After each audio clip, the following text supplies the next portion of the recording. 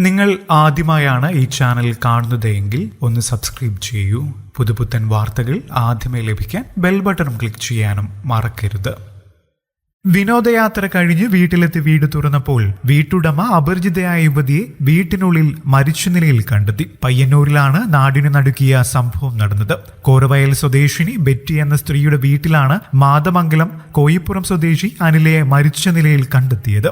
36-കാരിയായ അനിലയെ കാണാനില്ലെന്ന് കാട്ടി ഭർത്താവ് നൽകിയ പരാതിയിൽ പോലീസ് അന്വേഷണം നടക്കുകയായിരുന്നു. ജോലിക്ക് പോയ ഭാര്യയെ തിരികെ എത്തിയില്ലെന്ന് ഭർത്താവ് പരാതി നൽകിയതിന്റെ പിറ്റേ ദിവസമാണ് അനിലയുടെ മൃതദേഹം 22 കിലോമീറ്റർ അകലെയുള്ള മറ്റൊരു വീട്ടിൽ കണ്ടെത്തുന്നത്. അതേസമയം ബെറ്റിയും കുടുംബവും സമീപവാസിയായ സുദർശൻ പ്രസാദ് എന്ന ആളെയാണ് വീട് നോക്കാനായി ഏൽപ്പിച്ചു പോയത്. വീട് നോക്കാൻ ഏൽപ്പിച്ച സുദർശൻ ഇവിടെ നിന്നും കിലോമീറ്ററുകൾ അകലെ മാതമംഗലത്തെ കശുമാവിൽ തൂങ്ങി മരിച്ച നിലയിൽ കണ്ടെത്തിയിരിക്കുകയാണ്. ബെറ്റിയും കുടുംബവും ദിവസങ്ങളായി വീട്ടിൽ ഉണ്ടായിരുന്നില്ല. സുദർശനെ വീട് നോക്കാനും വളർത്തുനായെ പരിചരിക്കാനും ചുമതലപ്പെടുത്തിയാണ് കുടുംബം യാത്ര പോയത്. ഞായറാഴ്ച രാവിലെ സുദർശനെ ഫോണിൽ വിളിച്ചിട്ടും കിട്ടിയില്ല. ഇവർ വീട്ടിലെത്തി പരിശോധിച്ചപ്പോഴാണ് അടുക്കളയ്ക്ക് സമീപം മൃതദേഹം കണ്ടെത്തിയത്. മൃതദേഹത്തിൽ നിന്നും ദുർഗന്ധം വമിച്ചിരുന്നു.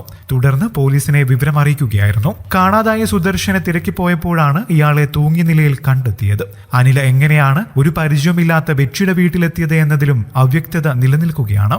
യുവതിയുടെ മൃതദേഹം കണ്ടെത്തിയ സ്ഥലവും യുവാവിനെ തൂങ്ങി മരിച്ച നിലയിൽ കണ്ടെത്തിയ ഇടവും തമ്മിൽ നിരവധി കിലോമീറ്റർ ദൂരമുണ്ട്. അതേസമയം അനില ജോലിക്ക് പോയ ദിവസത്തെ വസ്ത്രമല്ല ധരിച്ചതെന്നും അനിലയെ കൊലപ്പെടുത്തിയതാണെന്നും സഹോദരൻ ആരോപിച്ചു. സഹോദരിയുടെ മുഖം എന്തൊക്കെയോ കൊണ്ട് അടിച്ച് വികൃതമാക്കിയിരിക്കുകയാണെന്നും സഹോദരൻ പറയുന്നു. സുദർശനുമായി അനിലയ്ക്ക് ബന്ധമുണ്ടായിരുന്നുവെന്നും ഇടയ്ക്ക് നിർത്തിയതാണെന്നും സഹോദരൻ കൂട്ടിച്ചേർത്തു. അനിലയെ സുദർശൻ പ്രസാദ് വിളിച്ചു വരുത്തി കൊലപ്പെടുത്തുകയായിരുന്നുവെന്നാണ് പോലീസ് അന്വേഷണത്തിൽ ലഭിക്കുന്ന പ്രാഥമിക വിവരം. ഇരുവരും ബൈക്കിൽ ഒന്നിച്ചെത്തിയതിനും തെളിവ് ലഭിച്ചിട്ടുണ്ട്. ഇവർ ഒന്നിച്ചു പഠിച്ചവരാണെന്നും പോലീസ് കണ്ടെത്തിയിട്ടുണ്ട്. സംഭവത്തിൽ ദുരൂഹതയുണ്ടെന്നും അന്വേഷണം നടക്കുകയാണെന്നും പയ്യന്നൂർ പോലീസ് അറിയിച്ചു.